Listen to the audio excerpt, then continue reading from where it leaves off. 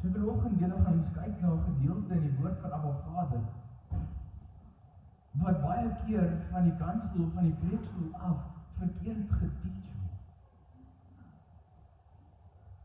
Ons gaan kyk na 'n gedeelte in die woord van God wat baie keer verkeerd geleer word van vooraf, omdat mense dit nie verstaan. En as gevolg van dit, as gevolg van die feit dat mense hierdie gedeelte in die woord verkeerd teach, kry dit mense soos ek en jy met 'n twyfel in die woord van God. Dit kry ons met 'n twyfel in ons verstaan van die woord van God. Ek dink nie ek hoef vanoggend vir julle hierdie te sê nie. Maar dit wat Matteus 24 vers 23 van praat, wanneer daar staan, but in the last days, even the very elect will be deceived. Dan kyk ons rondom ons en ons sien, but we are there. Ons is daar, julle.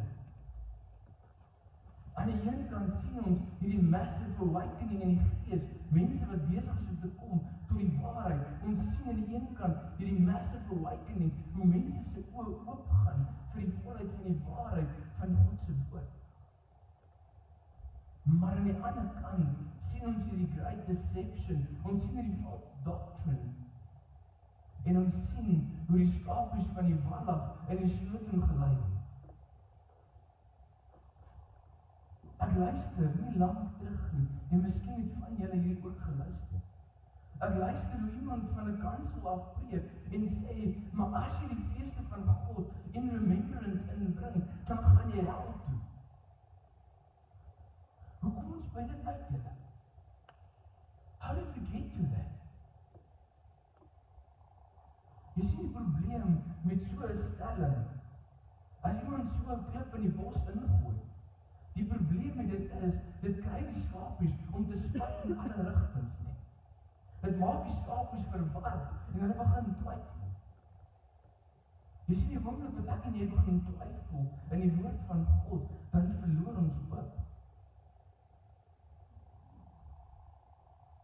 Die ewige lewe, die nuwe Jerusalem, 'n verheerlikte liggaam, 'n lewe sonder pyn en smart, 'n lewe sonder finansiële druk, 'n lewe sonder hartseer, waar ons gaan wandel saam met die Skepper van die heelal, hy wat hierdie alles in mekaar gesit het. 'n lewe sonder pyn en seer, wag vir die wat oorwin. Dit is ons ware hoop, julle. En die oomblik wat ek begin twyfel in die woord van God, dan verloor ek daai hoop. Kan ek jou gou 'n voorbeeld gee in die natuurlike van wat hoop doen? Jy het ooit opgestaan en voel dit vir jou, maar die lewe maak net nie meer sin. My gesondheid raak nie beter nie, my finansies bly gemors, my verhouding met my kinders raak nie beter nie. En dit voel vir jou of jy net nie die lig kan sien. Dit maak nie saak wie wat vir jou sê nie, dit voel vir jou of alles net hopeloos is, want alles is net, ek weet nie, gemors. Het jy al so gevoel? En dan kry jy 'n oproep. Iemand bel jou, en hulle bied vir jou 'n werksgeleentheid aan. Hulle voer die onderhoud met jou, hulle bied vir jou 'n werksgeleentheid aan, en kom ons sê in die voorbeeld wat ons gebruik, hulle bied jou dubbel jou salaris aan. Ewe skielik voel dit vir jou of jy weer die lig kan sien. Ewe skielik voel dit vir jou, daar is weer hoop, daar is weer hoop, want in my finansies lyk dit of daar 'n deurbraak kom, en miskien gaan ek dan weer mediese fonds kan hê, en dan gaan dit met my gesondheid beter gaan. Kan jy sien wat hoop doen? Jy sien, partykeer raak ons so vasgevang in ons eie omstandighede en in ons eie probleme, en al wat ons soek is hierdie hoop wat ek nou net van gepraat het. En ek wil vir jou sê, ek is hier vanoggend met 'n mission om vir jou te sê, jy kan nie die hoop wat hierdie wêreld as 'n wortel voor jou neus hou. Jy kan nie daai hoop vergelyk met die hoop waarvan Paulus praat in Romeine 8, met die hoop wat ons van lees in die boek Openbaring, met die voorbeeld van die nuwe Jerusalem wat gaan afkom. and where we're going to reign with Messiah in the presence of the great I Am, where there will be no hurt, no suffering, no financial stress, no sickness, no disease, and no corruption. Jy kan nie hierdie twee voorbeelde van hoop met mekaar vergelyk. It's like comparing a feather and a brick to each other, putting them on a scale and seeing which one weighs the most. You just can't compare the hope of this world with the hope that we're waiting for to come. Maar ons wolwe onder ons nie. Ons wolwe onder ons en hulle is lustig. En partykeer het die wolwe net nodig om 'n klip in die bos te gooi en dan spat die skapies in alle rigtings en ons voel ewe skielik, ons voel verlore, ons voel nee, ek weet nie of ek die woord verstaan nie en ons begin twyfel en alles. En hierdie is niks anders as 'n bose kringloop wat vandag moet stop nie. I want you to hear this today. Revelation 13:8 tells us there was a lamb that was slain before the foundation of the earth.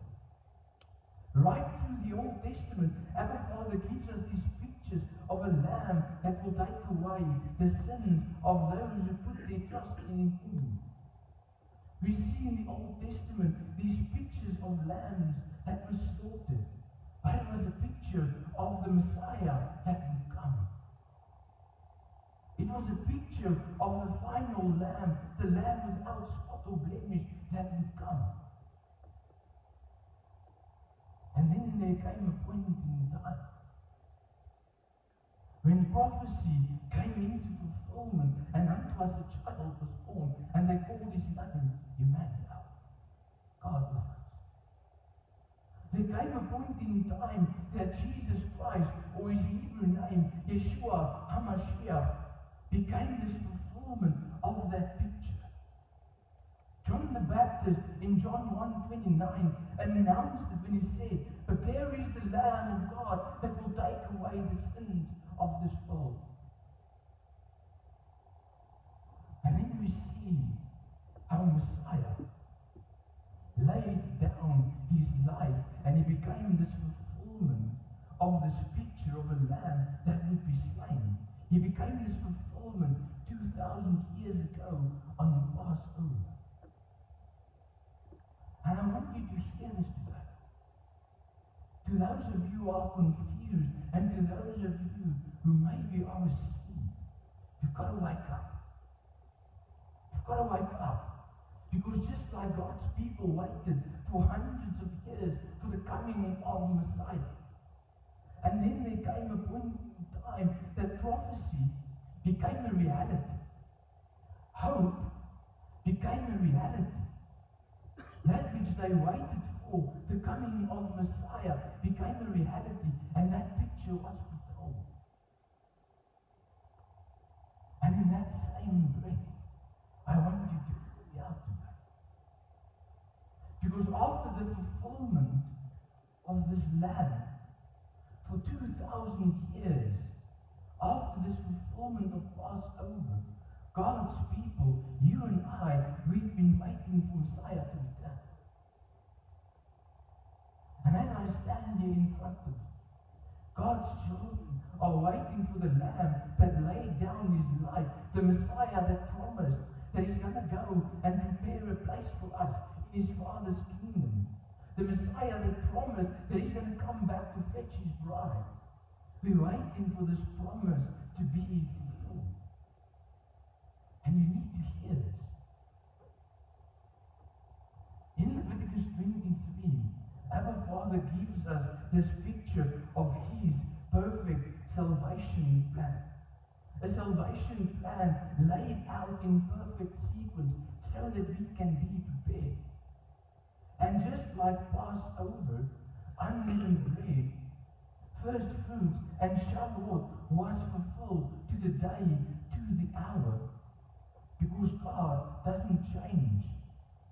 In that same manner, there will come a point in time that 1 Corinthians 15:52 and 1 Thessalonians 4:16, both New Testament verses, will come into fulfillment when Yeshua comes to fetch his bride. Amen.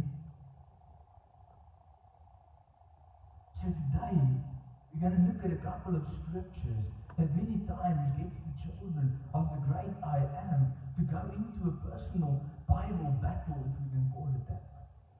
A Bible study. Because on the one side we hear scripture being taught in a specific context, and then it sounds right when we listen to it. And then on the other side, we see people taking a different approach on the very same scriptures, and then that also sounds right, and then we end up somewhere in the middle, confused. We get confused, and then we go into this mental state where all of a sudden we start doubting everything. Because who's right and who's wrong? Both then sound right. What do I now need to believe in?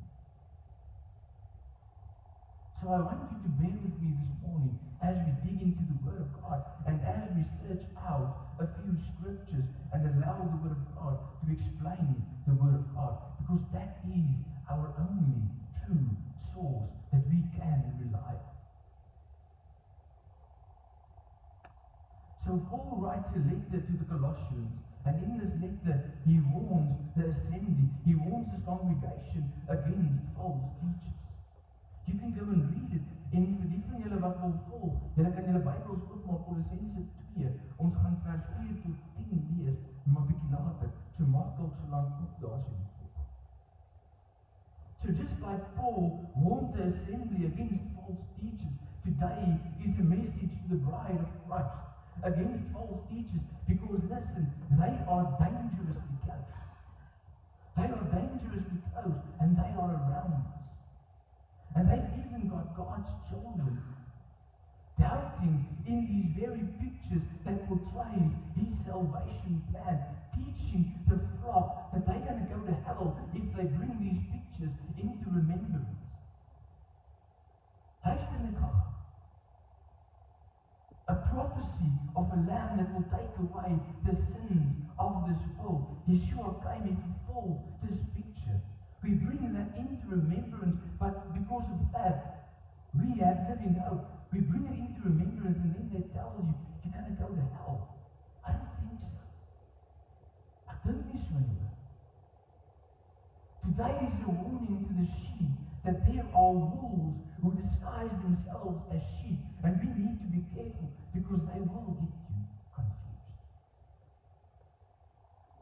You go and read Matthew 7:15, and you see how Yeshua himself warns the disciples, and he says to them, but you've got to be careful, because there will be wolves who disguise themselves as sheep, but on the inside, Yeshua says to them, they are ravenous wolves. Acts 20:29-31. You see how Paul, or his Hebrew name, Shaul, how he also warns the people and he speaks about these wolves in sheep's clothing. Did you read it? Acts 20:29. For this I know that after my departing shall grievous wolves enter in among you, not sparing the flock. Also of your own selves shall men arise, speaking perverse things to draw away the disciples after them. Therefore watch and remember that by the space of 3 years I ceased not to warn everyone night and day with tears. Now judgment doesn't belong to me, and it doesn't belong to you. And therefore I cannot stand here and speak out against these wolves, because they will face the judgment of God for leading the flock astray. But as a follower of Jesus Christ, as a follower of Messiah, it's my God-given duty and it's my mandate to warn the sheep, just like Shaul says, but he warned the sheep day and night with tears. I'm standing in front of you this morning, guys, with a broken heart, with a heart that's crying. Because over the last couple of years, I have seen what these wolves can do. I have seen how they have led many sheep astray. And maybe just as a side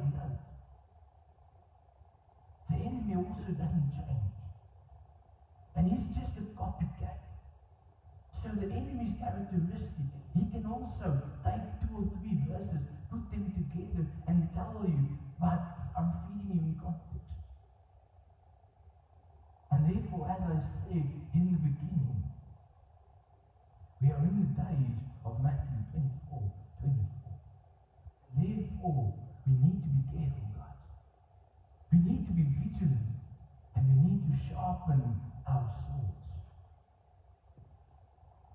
So I say alles, vergeet wat ek vandag sê. If you forget everything that I've said, en as jy niks verder hoor nie, wil ek jy moet vanoggend net hierdie een ding hoor. Here is the measuring stick, and I want you to remember this. The moment someone teaches the Word of God, and it contradicts any other portion of Scripture, you've got to see the red light. The true measuring stick, listen, here it is. As jy net hierdie onthou, is dit okay. The Word of God will never contradict the Word of God. Yeshua did not come to start a new religion. Remember that on your journey ahead. Yeshua did not come to break down and to destroy and criticize every word spoken through the prophets of old. And neither did Paul or anyone else in the New Testament for that matter. You go and read Matthew 5, and you see how Yeshua says, but I did not come to destroy. And I know we have all heard this, but I need to read this to you again. Matthew 5, 17 to 19, Yeshua himself, Messiah, Jesus Christ speaks, listen. And he says, think not that I have come to destroy the law or the prophets. I have not come to destroy, but to fulfill. For verily I say unto you, till heaven and earth pass, one jot or one tittle shall in no wise pass from the law till all be fulfilled. Has heaven and earth passed? I don't think so.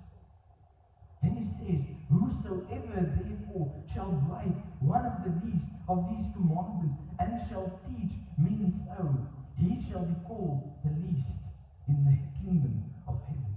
But whosoever shall do them and teach them, they shall be called great in the kingdom of heaven. How much clearer do you want that? These are the words coming directly from the mouth of the Messiah.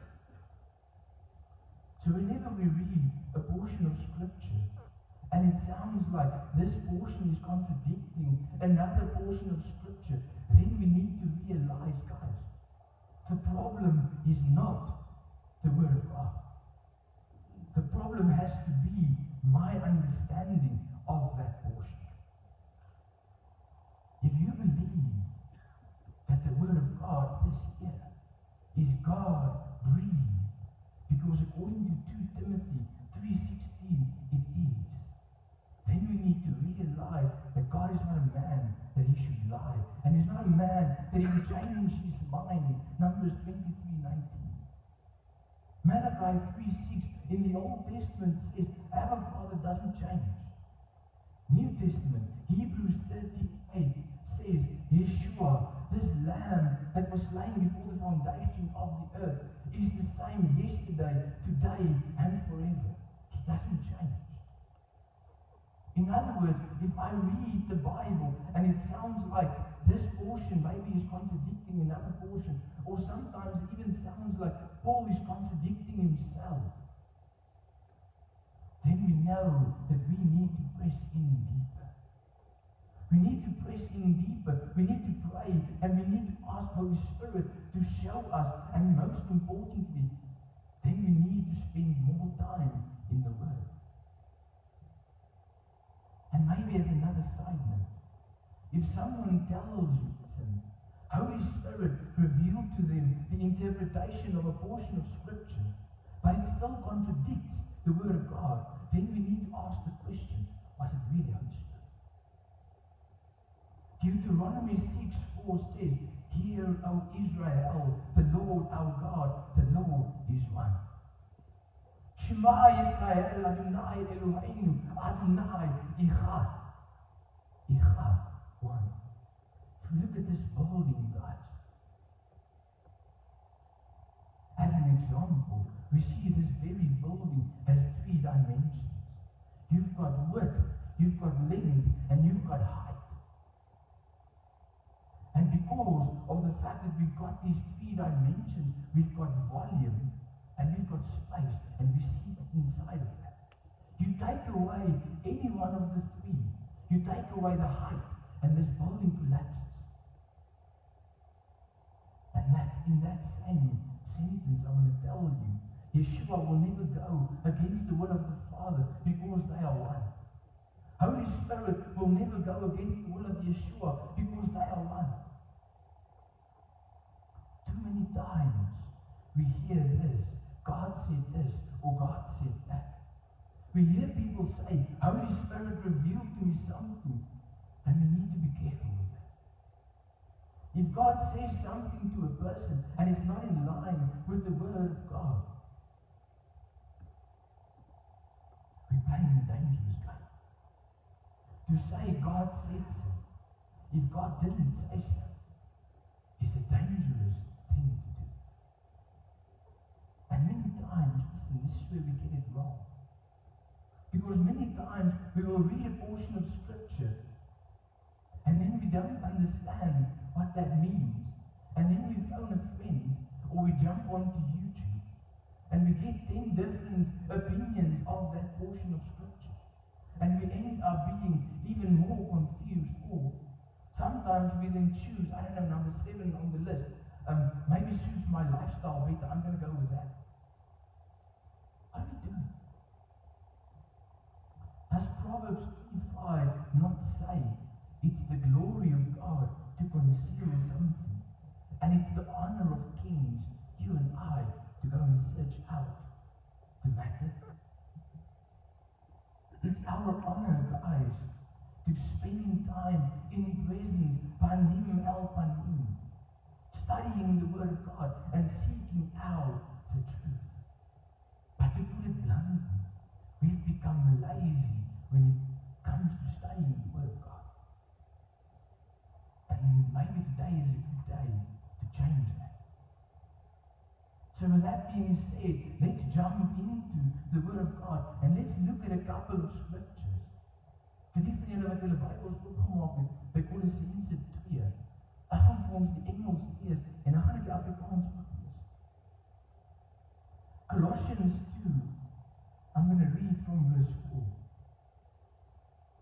Now this I say, lest any man should deceive you with persuasive words.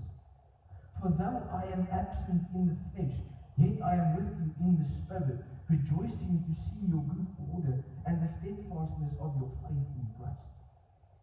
As you therefore have received Christ Jesus the Lord, so walk with him, rooted and built up in him and established in the faith as you have been taught, abounding in it with thanksgiving. And then verse 8. Beware lest any man cheat you through philosophy and empty deceit, according to the tradition of man, according to the basic principles of this world, and not according to Christ. Maar gou die Afrikaans, en dis hier, ons partykeer die mekaar op. Dit sê ek, sodat niemand julle mag verlei met drogredes nie. Want al is ek ook na die vlees afwesig, tog is ek by julle in die gees, en het verbly my om julle goeie orde te sien, en die vastigheid van julle geloof in Christus. Soos julle dan Christus Jesus, die Here aangeneem het, wandel so in hom, gewortel en opgebou in hom, en bevestig in die geloof, soos julle geleer is. Terwyl julle daarin oorvloedig is, in danksegging. Hoor gou vers 8. Pas op dat niemand julle as buit wegvoer deur die wysbegeerte en nietige misleiding nie, volgens die oorlewering van die mense en volgens die eerste beginsels van die wêreld en nie volgens Christus. Want in hom woon die volheid van die godheid liggaamlik en julle het die volheid in hom wat die hoof is van alle owerheid en mag. So miskien moet ons net gou vinnig die olifant in die vertrek aanspreek. Maybe it's a good idea to just quickly address the elephant in the room and ask the right question. Wat is die oorleweringe van die mense waarvan Paulus praat? Wat is die eerste beginsels waarvan Paulus praat en waarteen hy waarsku? Want ek weet nie hoe dit gebeur het en wie dit gedoen het nie, maar ergens het iemand besluit. het iemand ergens besluit dat die oorleweringe van die mense en die eerste beginsels van die wêreld wat Paulus hier teen waarsku, dat dit verwys na die eerste 5 boeke van die Bybel en dit is net glad vir die waarheid. As dit so is, dat Paulus hier in Kolossense 2 vers 8 waarsku teen die oorleweringe van die ou mense, en as dit so is, dat die oorleweringe van die ou mense dan nou die instruksies van God, of die eerste 5 boeke van die Bybel is, dan kontradiek die woord van God homself ons. Want dan lieg Yeshua ons nou in Matteus 5. Kan julle dit sien? Jy sien, ergens het iemand besluit dat die eerste beginsels van die wêreld en die oorleweringe van die mense verwys na die Ou Testament. En nou wil ons dit uitskeer en ons wil dit weggooi. En iemand stop en vra die vraag, maar wat is dit dan? Jy sien, die wolwe onder ons vertel vir ons hierdie halwe waarhede en die skape eet laat die spoeg spat. Want hulle vertel vir ons dat ons nie moet toelaat dat mense ons moet wegvoer met drogredes nie. Hulle vertel vir ons dat ons nie moet terugkeer na die oorleweringe van die mense nie. Hulle vertel vir ons dat ons nie moet terugkeer na die eerste beginsels van die wêreld nie. En dit is spot aan, want dit is presies wat Paulus sê. En dan kom die leer. En dan sê hulle vir jou die volgende. So kan jy nou sien, hoekom ons die eerste 5 boeke uitskeer en weggooi. Kan jy sien, hoekom ons die Ou Testament nou nutteloos ag, want Jesus het ons nou alles nuut kom maak. What if we just stop for a moment and allow the Word of God to explain the Word of God? Wat as ons net vanoggend vir 'n oomblik julle stop en die vraag vra, maar wat is die oorleweringe van die ou mense? Wat is die eerste beginsels van die wêreld waarteen Paulus waarsku? What if we allow the Word of God to explain the Word of God in order to avoid including man's opinion? Want ons weet, man's opinion or man's interpretation of the Word of God creates division in the body of Christ. En dis hoekom ons sit met 42,000 verskillende Christelike denominasies en almal dink hulle is reg. So kom ons laat die woord van God vanoggend toe om die woord van God te verduidelik. Kom ons blaai na Matteus 15 en ons lees die eerste 3 verse. Matteus 15 vers 1 tot 3. Toe kom daar skrifgeleerdes en fariseërs van Jerusalem af na Jesus toe en sê hom: Waarom oortree jou disippels die oorleweringe van die ou mense, want hulle was nie hulle hande as hulle brood eet? Maar hy antwoord en hy sê vir hulle: Waarom oortree julle ook die gebod van God ter wille van julle oorlewering? So net in hierdie versies, as ons dit net lees sonder enige verduideliking, dan kan ons duidelik sien dat daar 'n verskil moet wees tussen die gebooie van God en die oorleweringe van die mense. Kan ons sien net deur die skrifte lees dat die oorleweringe van die mense en die gebooie van God nie dieselfde ding kan wees nie, want Yeshua maak onderskeid tussen die twee wanneer hy vra: Maar hoekom oortree julle die gebod van God ter wille van julle oorlewering? Kom ons sê dit gewoon maklike woord.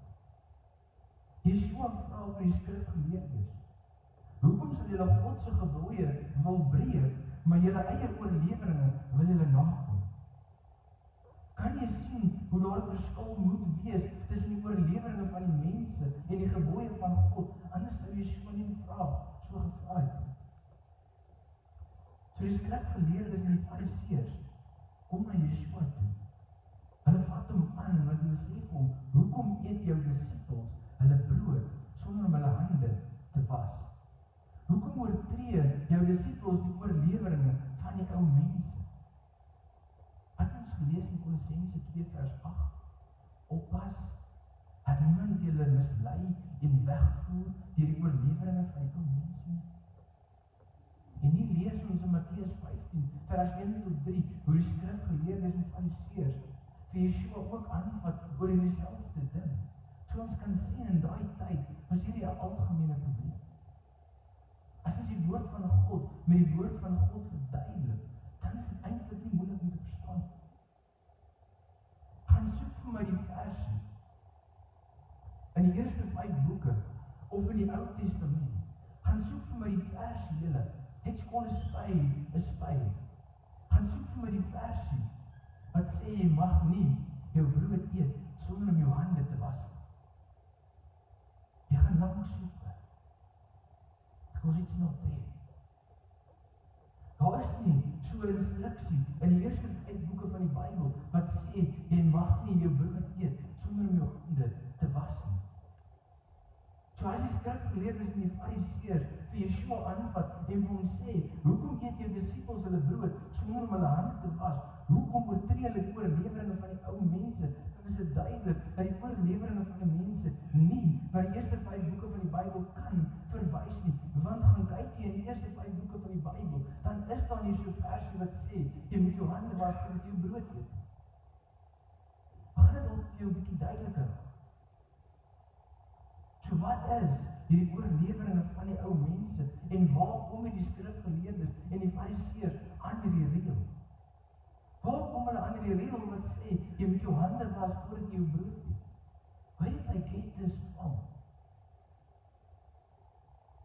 Gaan kyk jy Eksodus 12, dan sien ons in vers 17 tot 21, dan lees ons wel dat die priesters, wanneer hulle in die tempel moes ingaan om diens te verrig, moes hulle hande was. Maar nêrens in daai gedeelte sê dit, hulle moet hulle hande was voordat hulle brood eet. Dis 'n mensgemaakte, bygevoegde instruksie. So die skrifgeleerdes en die fariseërs, en om duidelik te wees hieroor, die Jode, die huis van Juda, het vir 'n klompie jare voordat Yeshua op die toneel gekom het, en vandag nog steeds doen hulle hierdie. Het hulle hierdie versie in Eksodus 12 en 'n klomp ander versies in die eerste 5 boeke van die Bybel gevat. En hulle het gaan aanpas soos wat hulle goed gedink het. Hulle het gaan byvoeg by daai. En hierdie mensgemaakte, aangepaste weergawe van die eerste 5 boeke van die Bybel het hulle oorgedra van generasie tot generasie. En hulle doen dit vandag nog steeds. En hierdie weergawe van hulle, hierdie waar hulle bysit by die woord van God, word verwys na as die Oral Torah of die Talmud. Doen jouself begin as jy by die huis kom en gaan kyk op die internet, wat is die Talmud, wat is die Mishnah, wat is die Takanot, wat is die Oral Torah?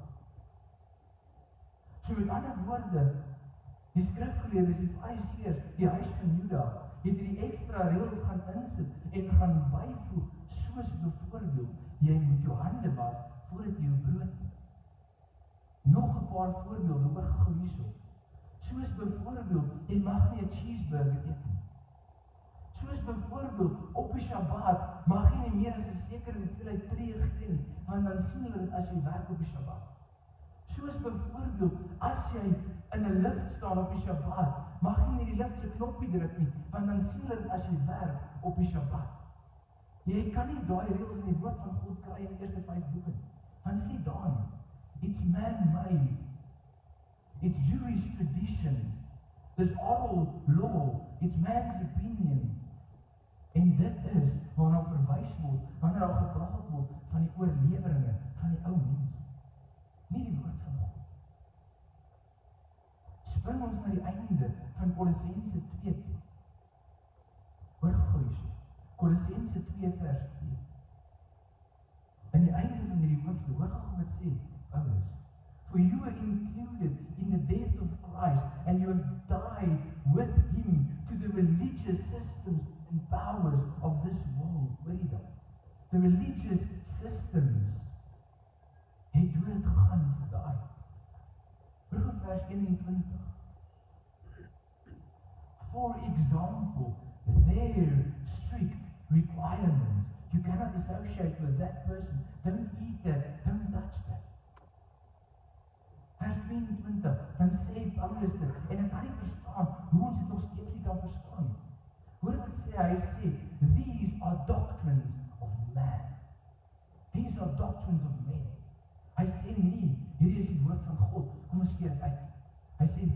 doctrines of men. So vir die wat nog 'n bietjie dieper wil gaan, hoor gou so. Gaan kyk ons na die Griekse woord wat gebruik word in Kolossense 2 vers 8 vir die traditions of man. Dan sien ons die oorspronklike Griekse woordjie wat daar ingesit word, is die woordjie paradisis.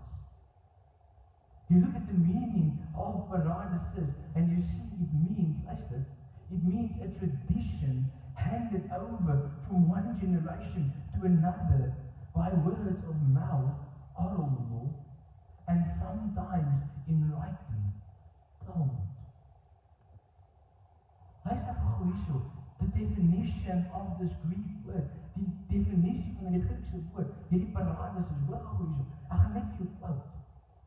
Its rituals and opinions of the Jews that were orally delivered by Moses and orally transmitted in unbroken succession to subsequent generations, both illustrating and expanding the written law, and as they had to be obeyed with equal reverence.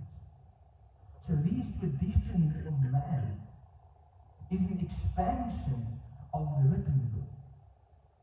And the Jews thought that both of these had to be obeyed with equal reverence. Gaan kyk in Galasiërs en sien ons dieselfde probleem. So gaan kyk ons na Kolossense 2 vers 8, waar Paulus sê, maar julle moenie dat mense julle mislei nie. Don't let people deceive you according to the traditions of man. That's what he's warning them against. The traditions of man.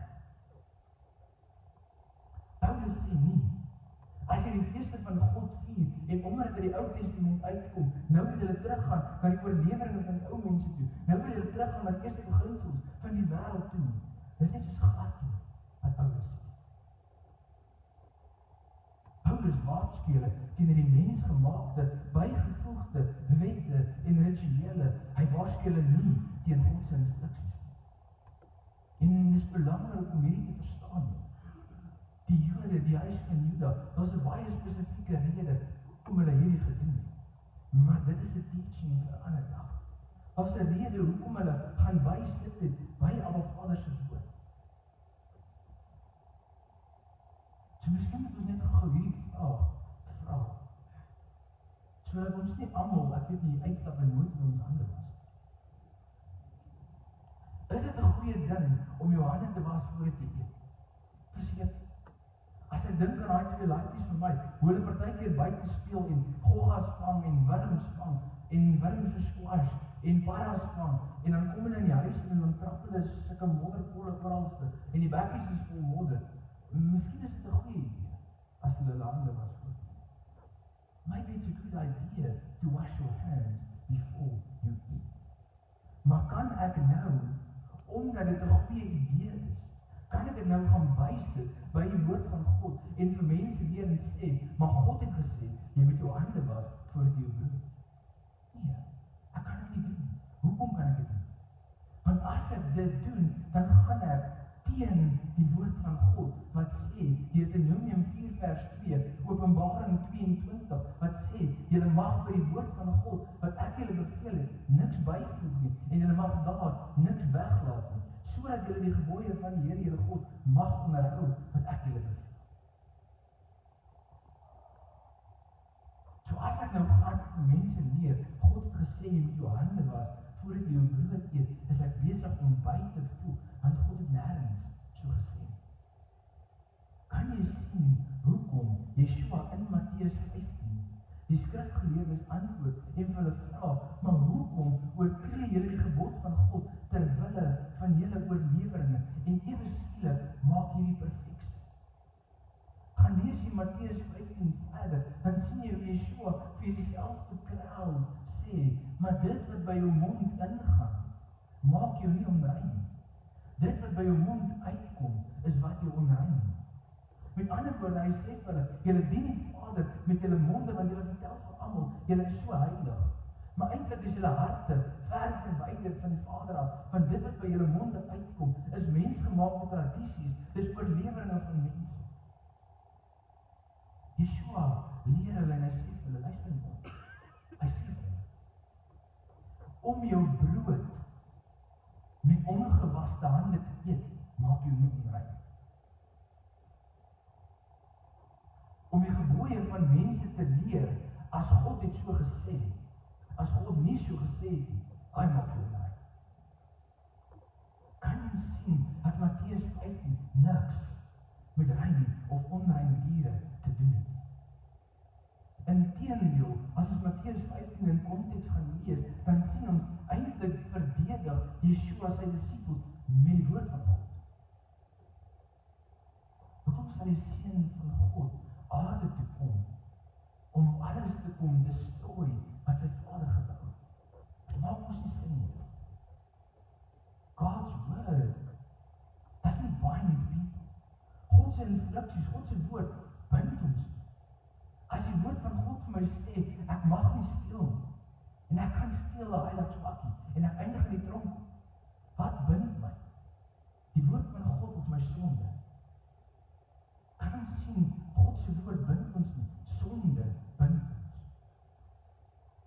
So nou dat ons weet wat die oorleweringe van die ou mense beteken. Miskien moet ons net gou vanaand vra, wat is hierdie eerste beginsels van die wêreld? As Paulus skryf en hy sê, maar julle moenie verlei word nie, en julle moenie weggevoer word deur die valse leringe nie, julle moenie verlei word deur die eerste beginsels van hierdie wêreld nie, waarna verwys hy? Colossians 2:8, beware lest any man spoil you through philosophy and vain deceit, after the traditions of man. Ons het gekyk na daai. According to the basic principles of this world and not after Christ. What is the basic principles of this world that Paul is speaking about? You go and look at the Greek picture and you see the basic principles of this world refers to the natural man. Of met ander woorde, dit verwys na 'n natuurlike mens, dit verwys na my ou lewe voordat ek Christus ontmoet het. It refers to that old man before I meet Christ. You continue to read in Colossians 2 and you see how Paul speaks about the baptism, which is a picture of dying to the old man and standing up, rising in a new man in Christ. He speaks about the circumcision of our hearts in Christ. He speaks about our sentences being nailed to the cross. Hy sê nie, kom ons staan die Ou Testament in die kruisvassel. Hy sê, jou sonde, your transgressions has been nailed to the cross. If we have died with Christ, he says you have died to the religious system of this world that binds you. You've died to the natural man that was caught up in tradition and bound by religion. And then when we continue to read in Colossians 3, the very next chapter, we see Paul speaks and he says, but now that we have risen with Christ, we need to seek the things which are above. Luister, Kolossense 3 vers 1. If you then be risen with Christ, seek those things which are above, where Christ sits on the right hand of God.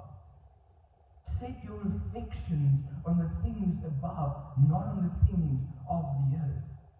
For you are dead, and your life is hid with Christ in God. When Christ, who is our life, shall appear, then you shall also appear with him in glory. And maybe today we can close with this. Because if we have died with Christ and we have laid down the things of this world, why do we so many times still have our eyes fixed on the natural things?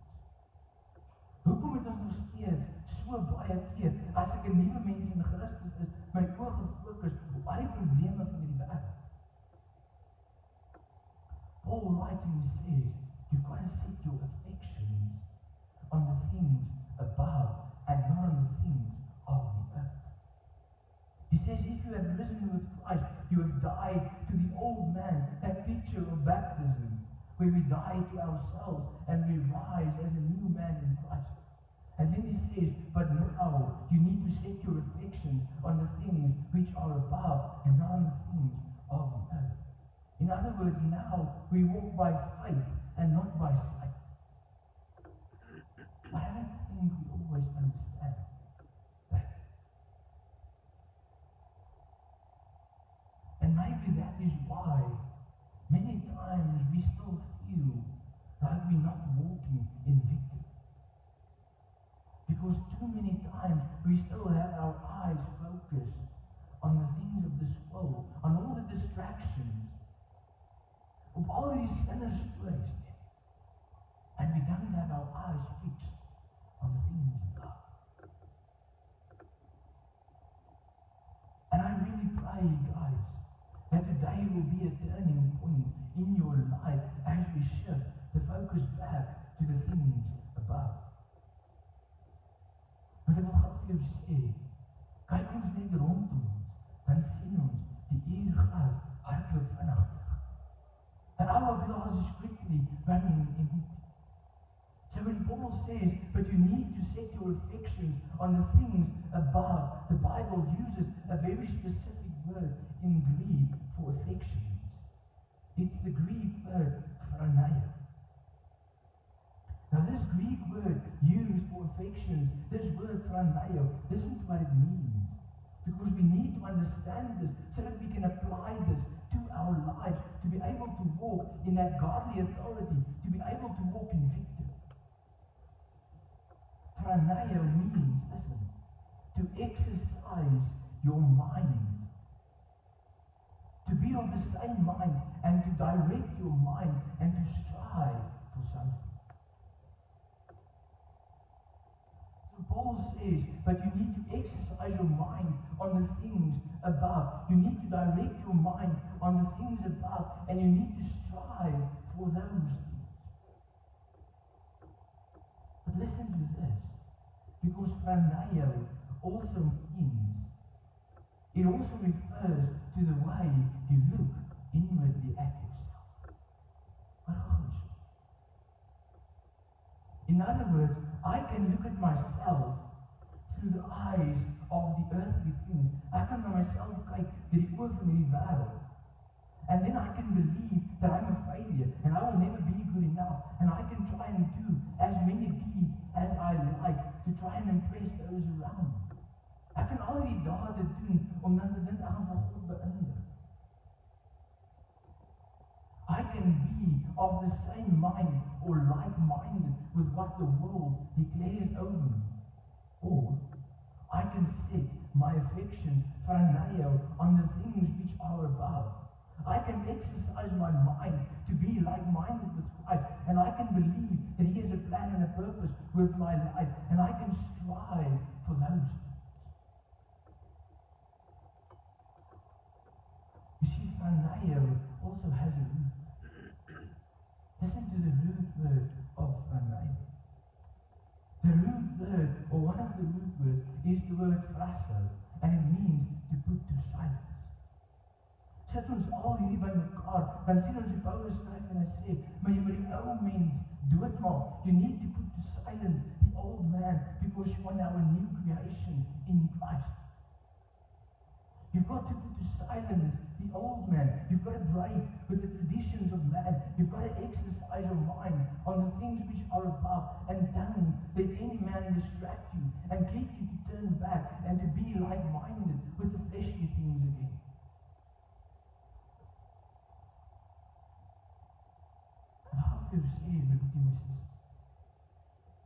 Yeshua paid the price. The accusations against you have been nailed to the cross. And for that reason, there is no more condemnation to those who are in Christ. Your sins have been forgiven because of the price that was paid. Don't let any man distract you and now get you to walk according to the beggarly elements, the fleshly nature of it. Ek wil gou vir jou net sê, soos wat ons afsluit, the days ahead are evil. Net soos in die dae van Noag, mense het geëet en mense het gedrink en bitter min het in die ark ingegaan. Only a few entered covenant. And then the rain came.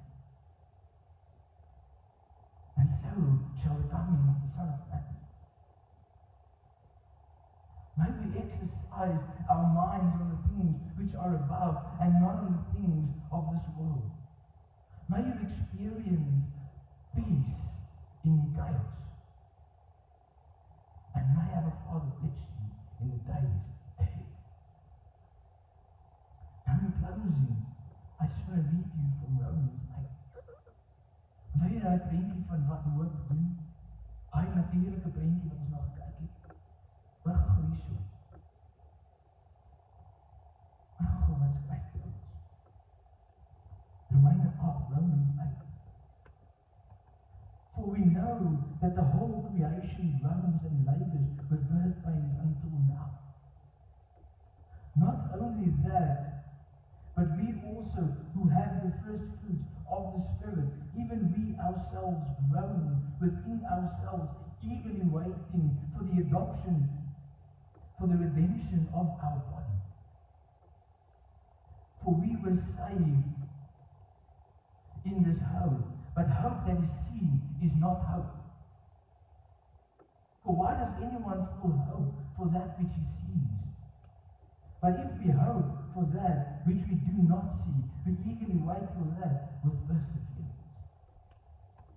I say, hope which is seen is no hope at all. But hope, the things above, die nuwe Jerusalem, 'n lewe sonder pyn en smart, 'n lewe sonder siek, 'n lewe sonder finansiële druk. That's hope. Let us set our affections on the things above. Kom ons staan vas in geloof julle in die laaste dag. And let us not be distracted by the wolves. Let us live set apart lives, giving honor to the King of Kings. Mag uw lampie gevul wees met dienst. Ek gaan nou vir ons 'n liedjie speel. En ek wil hê, gebruik hierdie tyd.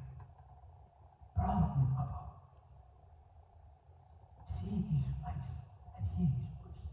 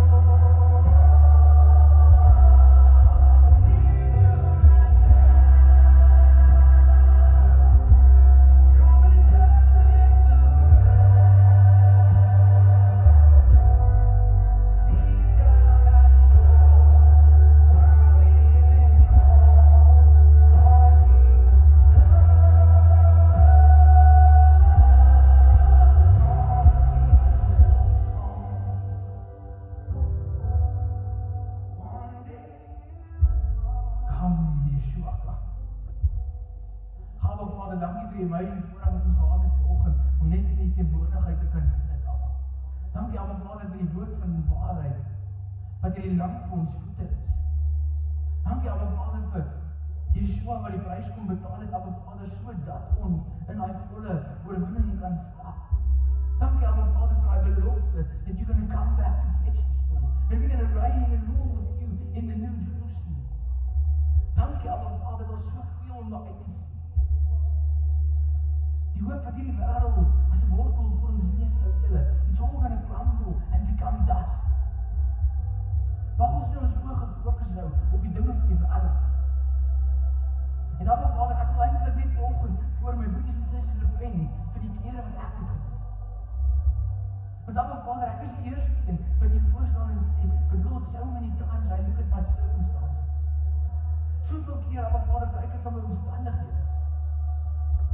En dan